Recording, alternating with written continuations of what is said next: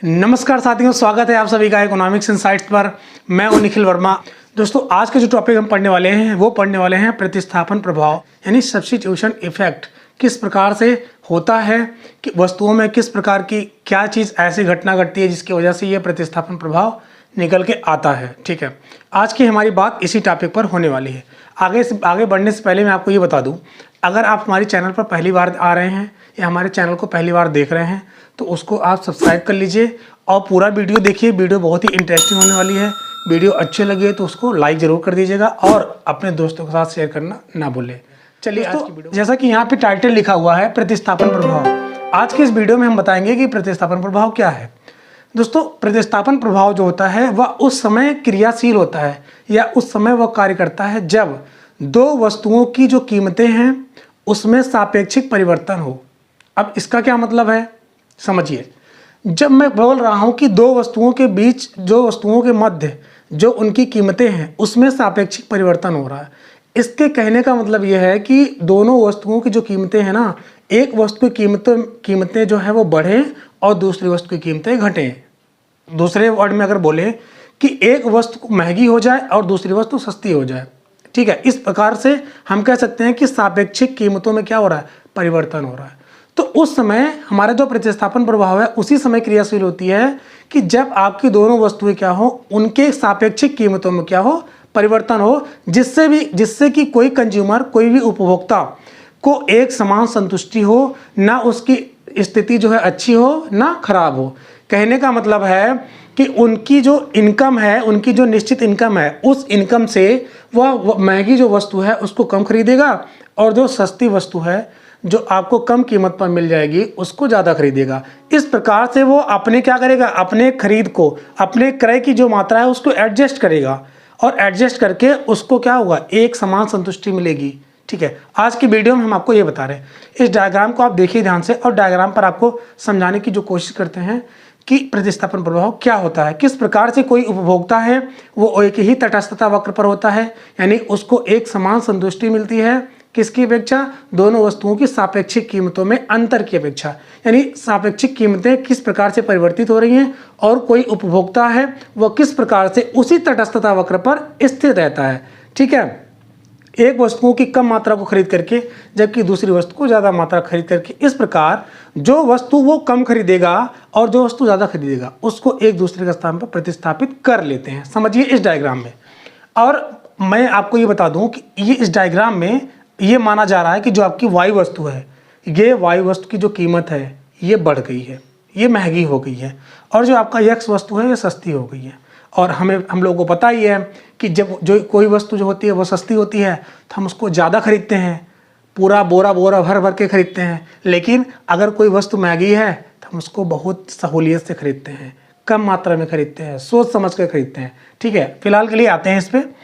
तो ये आपका डायग्राम है और मैंने आपको बता ही दिया कि यहाँ पे एक्स वस्तु है, यहाँ पे वाई वस्तु है। ये वाई वस्तु महंगी है और एक्स वस्तु सस्ती है। ठीक है, कीमतों में इनके सापेक्षी जो कीमत है उसमें परिवर्तन हुआ है। ठीक है, उपभोक्ता जो कंज्यूमर है उसकी आय क्या है, निश्चित है। अब इतना मानते हुए इस डायग्राम को समझेंगे। दोस्तों, आपको पता है कि ये आपका P1 है, ये आपका P1 है, ये लाइन, और इस लाइन को, यानी आपका जो प्राइस लाइन है ये बजट लाइन है। सी बिंदु पर इस बजट लाइन को तटस्थता वक्र पर सी बिंदु पर कोई भी उपभोक्ता वो संतुलित अवस्था में अभी है। ठीक है, ये तब है जब आपकी कीमतों में परिवर्तन नहीं हुआ है, तब ऐसी कंडीशन है कि उपभोक्ता सी बिंदु पर संतुलन की अवस्था में है। अच्छा जी, ठीक है, यहाँ तक समझ में आई बात। अब जब ये संतुलन अवस्था में है सी बिंदु पर, इस पॉइंट पर जो उपभोक्ता है वह एक्स वस्तु की कितनी मात्रा को खरीद रहा है और वाई वस्तु की कितनी मात्रा को खरीद रहा है। ठीक है, ये चेक करते हैं।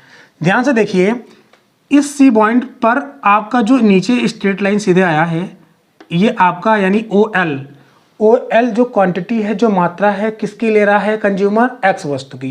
यानी एक्स वस्तु की जो उपभोक्ता है ओ एल मात्रा ले रहा है किस पॉइंट पर, सी पॉइंट पर, जिस पे वो सेटिस्फैक्शन है, जिस पे वो संतुष्टि है। अब आगे देखते हैं वाई वस्तु की कितनी मात्रा लेता है इस सी पॉइंट पर। वाई वस्तु की जो मात्रा ले रहा है ओ से लेकर के ए तक, यानी ओ ए के बराबर वाई वस्तु को वो खरीद रहा है। ठीक है, ये तो रही पहले की अवस्था। अब समझते हैं कि जब वाई वस्तु आपकी महंगी हो जाए और एक्स वस्तु सस्ती हो जाए, तब जो कंज्यूमर होता है क्या वह किसी और स्टेज पर चला जाता है, यानी उसका सेटिस्फैक्शन लेवल और चेंज हो जाता है, या उसी तटस्थता वक्र पर रहता है प्रतिस्थापित होकर के। ठीक है, ये समझते हैं। अगर ऐसा करता है तो वह x वस्तु की कितनी मात्रा लेता है और y वस्तु की कितनी मात्रा लेता है, समझिए। सी पर था, ठीक है। अब उसकी क्या हुआ, y वस्तु आपकी महंगी हो गई। जाहिर सी बात है, y वस्तु अगर महंगी होगी तो भाई सीधी सीधी बात है उपभोक्ता कम खरीदेगा। ध्यान से देखिए, तो क्या किया, यहाँ पर y वस्तु को कम किया, यहाँ पर x वस्तु की मात्रा को बढ़ा दिया। कहने का मतलब है कि आप यहाँ पर देखो, सी पॉइंट पर y वस्तु की OA मात्रा ले रहा था और x वस्तु की OL। अब इस कंडीशन में देखते हैं कि x वस्तु को कितनी मात्रा ले रहा है और y वस्तु की कितनी मात्रा ले रहा है। ठीक है, डी पॉइंट पे आ गया, यानी सी से वो शिफ्ट होकर के डी पर आ गया। और यहाँ पे आप गौर करिए कि जो वो उपभोक्ता है, जब कीमत बदला, कीमत बदलने के साथ ही उपभोक्ता उसी तटस्थता वक्र पर स्थित है। जबकि आपको पता है कि जो तटस्थता वक्र होती है उसके किसी भी बिंदु को अगर कोई भी उपभोक्ता लेता है, कोई भी उपभोक्ता चूज करता है, चुनाव करता है, तो उसको एक समान संतुष्टि मिलेगी दोनों वस्तुओं से। ठीक है, तो यहाँ पर क्या हो रहा है कि बजट लाइन तो आपकी चेंज हुई। ठीक है, बजट लाइन चेंज होने पर आपका जो तटस्थता वक्र है, इंडिफरेंस कर्व है, वो तो सेम ही है ना। सेम होने की वजह से अब उसको क्या हो रहा है, कंज्यूमर को एक समान संतुष्टि मिलेगी। यानी अब पहले वो सी पर था और जैसे ही वस्तुओं की जो कीमत है उसमें सापेक्षिक परिवर्तन हुआ, उसके तुलना में तुरंत ही क्या हुआ, उसी तटस्थता वक्र पर यानी सी से डी पर शिफ्ट हो गया। आप यहाँ पे देख रहे हैं कि जो उपभोक्ता है उसको एक समान संतुष्टि मिल रही है। बजट लाइन उसकी फिलहाल चेंज हो रही है, यानी x वस्तु और y वस्तु की जो सापेक्षिक कीमतों में परिवर्तन हो रहा है, उसकी परिवर्तन का जो उपभोक्ता है उसकी संतुष्टि पर कोई असर नहीं पड़ रहा है। जितनी संतुष्टि उसको पहले मिलती थी उतनी संतुष्टि अब भी मिल रही है। ठीक है, अब ध्यान से समझिए, जब वो डी पर आया तब x वस्तु कितनी मात्रा ले रहा है और y वस्तु कितनी मात्रा ले रहा है, समझिए। तो डी पॉइंट पर हुआ, फिलहाल डी पॉइंट पर उसको संतुष्टि मिल रही है, तो डी पॉइंट पर कितना मात्रा ले रहा है, ओ से लेकर के एम तक। यानी एक्स वस्तु की पहले OL मात्रा लेता था, एक्स वस्तु सस्ती हुई, मात्रा को बढ़ा दिया, OM मात्रा लेने लगा। ठीक है, अब समझते हैं वाई वस्तु की कितनी मात्रा ले रहा है। पहले वाई वस्तु की OA मात्रा लेता था जब सी पर था, अब चूंकि डी पर आया है तो डी पर कितना ले रहा है, ओ से लेकर के बी तक इतनी मात्रा ले रहा है वाई की। ठीक है, कहने का मतलब है कि कीमत वाई की बढ़ी तो उसकी मात्रा घट गई, और एक्स वस्तु की कीमत सस्ती हुई या कीमत घटी तो यहाँ पर इसकी मात्रा बढ़ गई। अब ध्यान से समझिए, जो आपको समझने वाली बात है, कंज्यूमर ने क्या किया, उपभोक्ता ने क्या किया, जो ए बी क्वांटिटी थी, इस ए बी क्वांटिटी को प्रतिस्थापित कर दिया किससे, एल एम से। ठीक है, यानी ए बी जो आपकी वस्तु है उसके जगह पर कितना ले लिया, एल एम ले लिया। यानी ए से बी तक क्या हुआ, आपका रिड्यूस हुआ, यानी कम हुआ ऐसे। ठीक है, तो इन्होंने क्वांटिटी क्या कर दी, बढ़ा दी। वाई वस्तु की क्वांटिटी क्या हुई, ए बी के बराबर घट गई और एल एम के बराबर, यानी एक्स वस्तु की मात्रा बढ़ गई। यहाँ पे आप देख रहे हैं कि कीमत जो परिवर्तन हो रहा है उस कीमत परिवर्तन का उपभोक्ता की उपसंतुष्टि पर कोई भी असर नहीं हो रहा है। ठीक है, अब हम बताएंगे आपको कि जो प्रतिस्थापन प्रभाव है, इस संदर्भ में दो इकोनॉमिस्ट आए, उन्होंने अपने अपने पॉइंट ऑफ व्यू रखे। किसी ने कुछ और कहा, किसी ने कुछ और कहा। समझते हैं कि दो अर्थशास्त्री कौन हैं और उन लोगों ने प्रतिस्थापन प्रभाव के बारे में अपना क्या क्या पॉइंट ऑफ व्यू रखा है। तो सबसे पहले मैं बात करता हूँ हिग्स का। ठीक है, प्रोफेसर हिग्स सर आए, उन्होंने इस प्रतिस्थापन प्रभाव के बारे में अपना पॉइंट ऑफ व्यू रखा।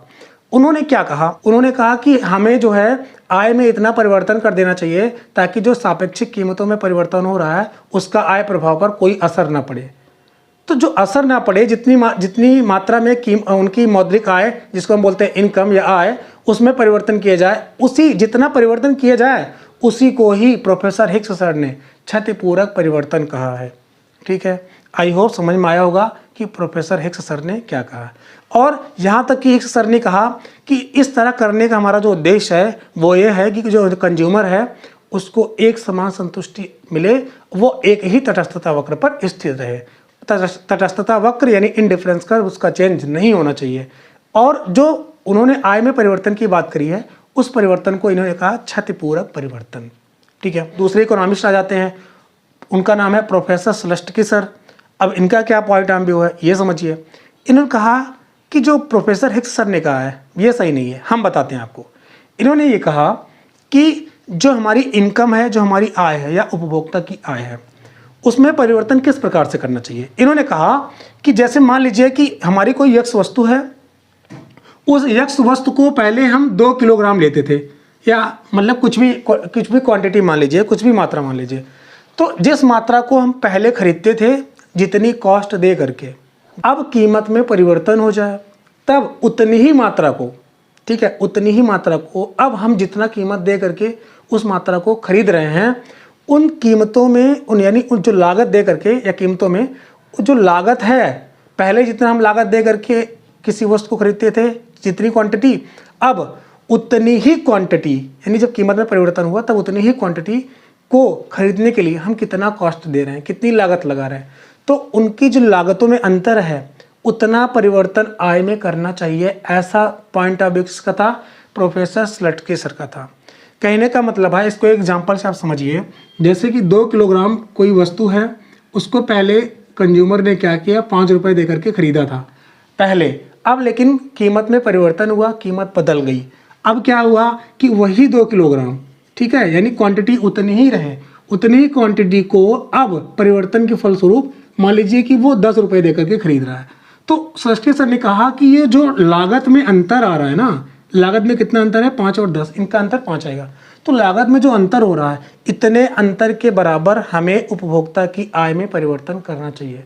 और उन्होंने कहा कि जो उपभोक्ता की आय में परिवर्तन होता है वह लागतों में अंतर के बराबर होना चाहिए।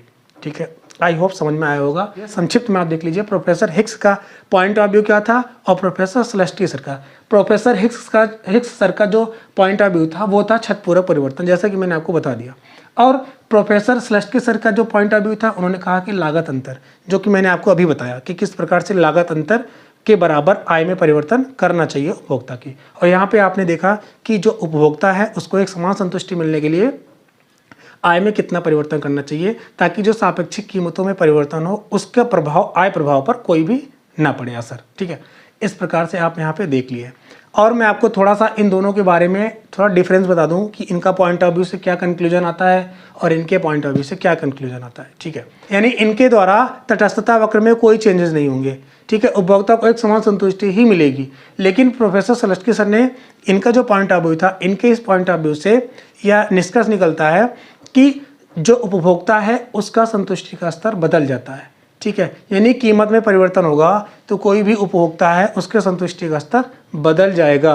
और दूसरी चीज़, जो प्रोफेसर हिक्स सर का पॉइंट ऑफ व्यू है, इनके पॉइंट ऑफ व्यू से जो प्रतिस्थापन प्रभाव है उसको हम व्यवहारिक जीवन में लागू नहीं कर सकते। लेकिन प्रोफेसर स्लटकी सर का जो पॉइंट ऑफ व्यू है कि आपका जो इंडिफरेंस कर्व, जो तटस्थता वक्र है, वो बदल जाएगा उपभोक्ता के लिए।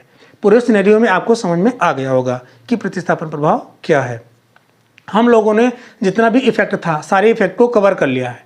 ठीक है, हमने क्या क्या पढ़ा है, इनकम इफेक्ट पढ़ा है, उसके बाद मैंने पढ़ा है प्राइस इफेक्ट, और जो तीसरा नंबर पे आता है वो आपका आता है प्रतिस्थापन प्रभाव की सब्स्टिट्यूशन इफेक्ट। ये सब्स्टिट्यूशन इफेक्ट क्या है आज के वीडियो हमने कवर कर लिया। ठीक है, चैनल पर नए हो तो चैनल को सब्सक्राइब करें, वीडियो को लाइक करें और अपने दोस्तों के साथ इसको शेयर करें।